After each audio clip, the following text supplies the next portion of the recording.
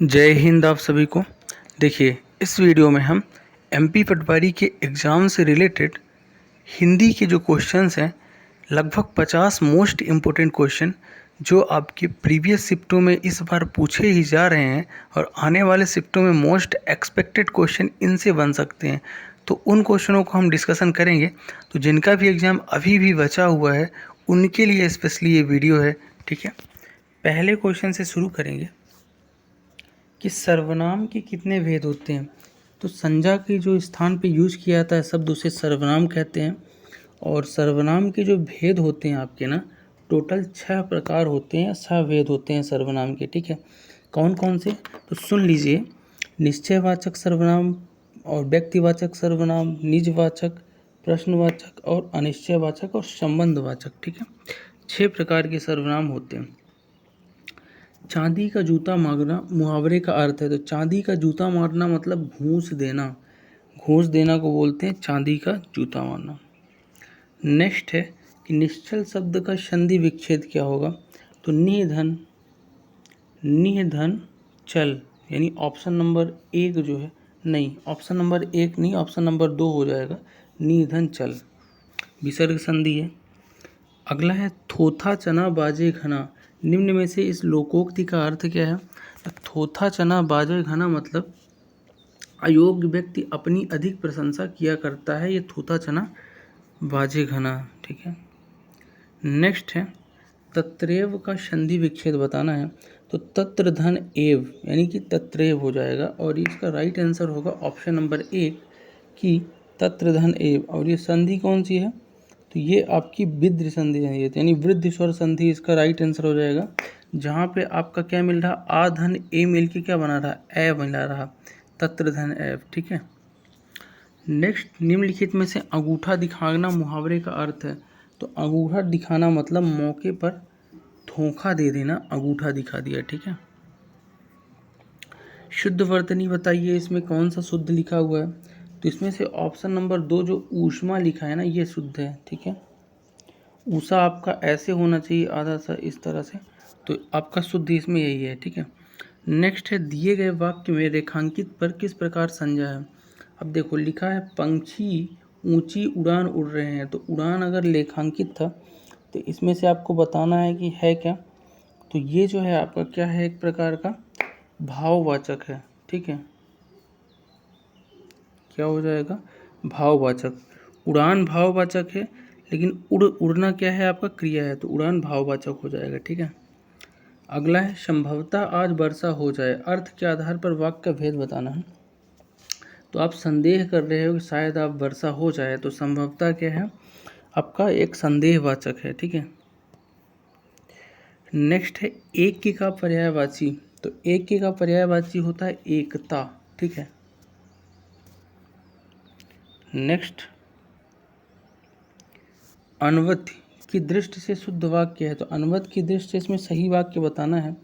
तो सही वाक्य जो इसमें है कि राष्ट्रपति आज यहाँ पधारेंगे, ये एकदम सही लिखा है। ठीक है, अजानु में उपसर्ग बताना है। तो अजानु में उपसर्ग क्या हो जाएगा, आ हो जाएगा, आधन जानू, यानी कि आधन जानू, आ उपसर्ग हो जाएगा इसमें। जो आँखों के सामने ना हो के लिए उपयुक्त शब्द, जो आँखों के सामने ना हो उसको अपन बोलते हैं परोक्ष। परोक्ष मतलब आँखों के सामने ना हो, और जो आँखों के सामने होता है उसे प्रत्यक्ष बोलते हैं। इस प्रकार के प्रतिवेदन में किसी संस्था, सभा, बैठक इत्यादि का विवरण होता है। तो याद रखिएगा, जो आपका संगठन का प्रतिवेदन होता है उसमें क्या होता है आपका, वहाँ की बैठक, व्यवस्था, सभा आदि का विवरण होता है। परार्थ में उपसर्ग बताना है। तो उपसर्ग यानी शुरू में लगने वाला, तो पराधन अर्थ, यानी परा आपका क्या हो जाएगा, उपसर्ग हो जाएगा।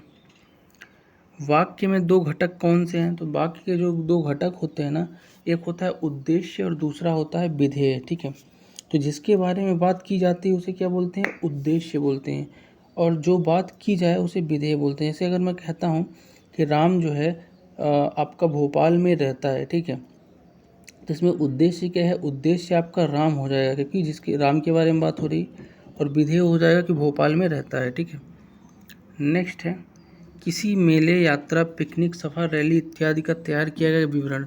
तो मेले यात्रा वगैरह का विवरण जो तैयार करते हैं उसे बोलते हैं विवरणात्मक प्रतिवेदन। निर्लोभ का संधि विच्छेद, निह धन लोभ, विसर्ग संधि यानी निह धन लोभ, राइट आंसर हो जाएगा ऑप्शन नंबर 1। पंडितानी में प्रत्यय, तो पंडित धन आनी, तो आनी आपका क्या हो जाएगा, प्रत्यय पीछे लग जाएगा, पंडित धन आनी। आग शब्द का सही रूप चुनिए, तो आग शब्द का सही रूप होता है अग्नि, ठीक है, तत्सम रूप। नेक्स्ट है कि आस्थावादी मानव की प्रारंभ से यह धारणा रही है कि ईश्वर की कृपा से ही संसार चलता है, सुख दुख, इतनी बड़ी चीज़ें जो लिखी हुई हैं इसका भाव पल्लवन करना है, ठीक है। तो भाव पलना पर जो इस पूरे का अर्थ हो जाएगा आपका, यानी पल्लवन मतलब भाव को छोटा कर देना है ना, तो किसी भी वाक्य को उसका भाव बना रहे और वाक्य संक्षिप्तीकरण हो जाए। तो ईश्वर की माया कहीं धूप कहीं छाया, इसका पल्लवन हो सकता है, ठीक है, संक्षिप्तीकरण भाव। नेक्स्ट है महान विलोम शब्द है, तो महान जो है ना इसका विलोम शब्द हो जाएगा क्षुद्र, मतलब छोटा। निम्न में से शुद्ध वर्तनी बताना है, तो सबसे शुद्ध इसमें से लिखा है ऑप्शन नंबर 2 उन्नति, ऐसे लिखेंगे, ठीक है। आपकी परीक्षाएं अच्छी हों, अर्थ की दृष्टि से वाक्य कैसा है, तो आपकी परीक्षाएं अच्छी हों, आप ऐसी इच्छा करते हो, भगवान करे आप सफल हो, ये सब इच्छावाचक चीज़ें होंगी। अंग और आहा का संबंध इनमें से किससे है, तो अंग आहा आयोग वा स्वर होते हैं, ठीक है, आयोग वा।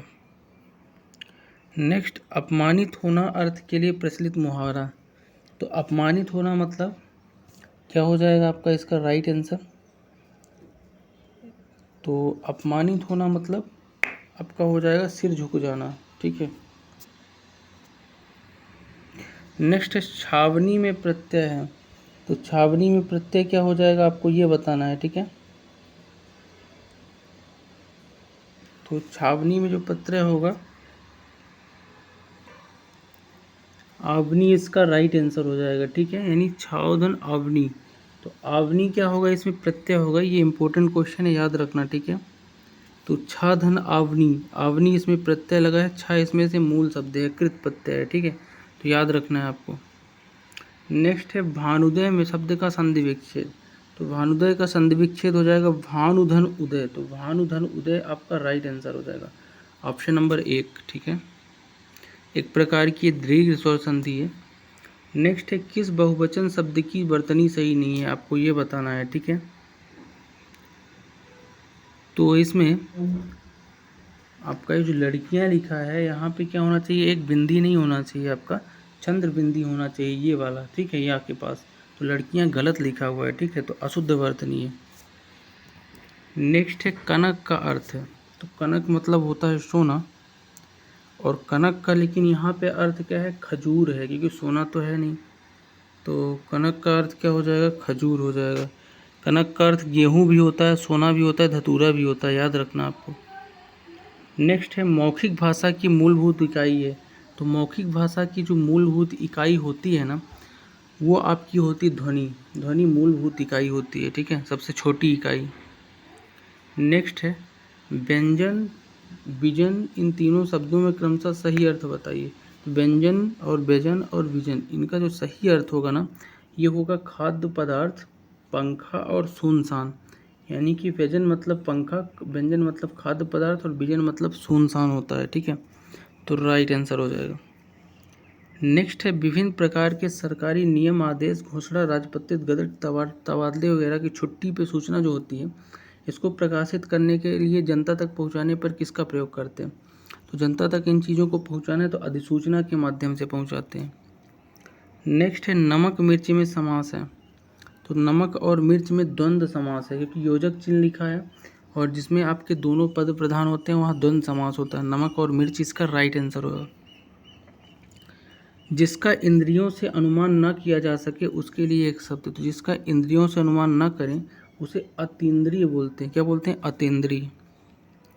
नेक्स्ट है अपमानित होना के लिए प्रचलित मुहावरा क्या है, तो अपमानित होना मतलब सिर झुकना, सिर झुकना क्या बोलते हैं, अपमानित होना, ठीक है। नेक्स्ट है छावनी में प्रत्यय है, तो छावनी में आपका प्रत्यय जो है बता ही दिया आवनी है। नेक्स्ट निम्न में से भानुदय भी हो चुका है।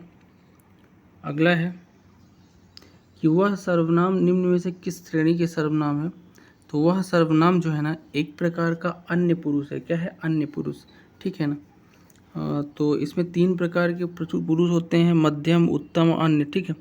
तो इसमें से जो आपका अन्य पुरुष है यानी कि थर्ड पर्सन की बात करते हैं, ही, सी, इट, ये सब हो जाएगा अन्य पुरुष।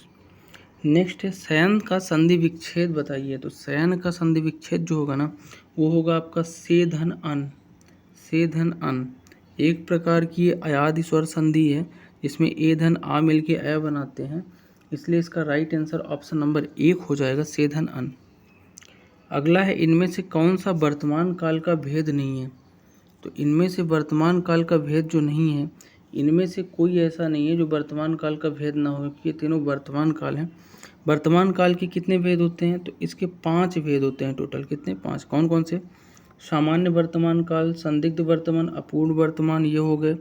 इसके अलावा पूर्ण वर्तमान काल और संभाव्य वर्तमान काल, 5 प्रकार के होते हैं। नेक्स्ट है अगर तुमने पढ़ा होता तो परीक्षा में पास हो गए होते। वाक्य रचना की दृष्टि से कैसा वाक्य है? तो एक प्रकार का आपका संकेत बोधक बात है। आप संकेत दे रहे हो कि पढ़े होते तो परीक्षा में पास होते। अगला है कृदंत प्रत्यय किन शब्दों के साथ जुड़े रहते हैं। तो क्रिया के साथ जुड़ने वाले प्रत्यय कृदंत प्रत्यय होते हैं, याद रखना, जिसके धातु क्रिया के अंत में जुड़े होते हैं, ठीक है, जैसे खाना, सोना, चलना इत्यादि से। नेक्स्ट है तुषार के पर्यायवाची शब्द हैं। तो तुषार जो है ना ये आपका पाला, शीत और हिम, इन तीनों को तुषार बोला जा सकता है, ऑप्शन नंबर 4। तो राइट आंसर यही हो जाएगा। नेक्स्ट है 99 का फेर मुहावरे का अर्थ। तो 99 का फेर मतलब लालच में फंसना। कहते हैं ना कि 99 पे सचिन बहुत बार आउट हुआ है लालच में फंस के। सुक्ति शब्द का संधि विच्छेद बताइए। तो सुक्ति संधि का जो शब्द का संधि विच्छेद होगा सुधन उक्ति।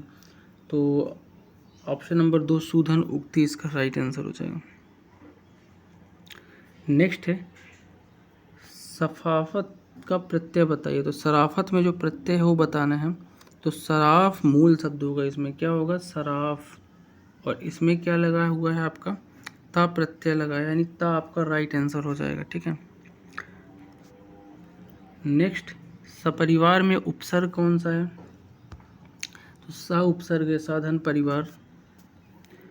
कुछ शब्दों के प्रारंभ में प्रयुक्त होकर उन्हें विशेष अर्थ प्रदान करने को कौन सहयोग देते हैं? तो कुछ शब्द के प्रारंभ में उपसर्ग लगते हैं और शब्द का रूप बदल देते हैं, जबकि अंत में प्रत्यय लगते हैं। लास्ट क्वेश्चन है जिस समास के सभी पद प्रधान हो उसे कहते हैं। तो अगर सभी पद प्रधान है तो उसे बोलते हैं द्वंद्व समास, जिसमें योजक चिन्ह लगा रहता है, तथा वगैरह ये सब आता है, जैसे कि राम और लक्ष्मण, राम लक्ष्मण, इस तरह के द्वंद्व समास में दोनों पद प्रधान आपके होते हैं, ठीक है। तो ये थे आपके टॉप 50 क्वेश्चंस जो आने वाले शिफ्टों पे, प्रीवियस शिफ्टों पर आधारित हो के क्वेश्चन बने हुए हैं। तो वीडियो उनके लिए काफ़ी इंपॉर्टेंट है जिनका आने वाले समय पे एग्ज़ाम बाकी है। मिलते हैं नेक्स्ट वीडियो में, तब तक के लिए जय हिंद।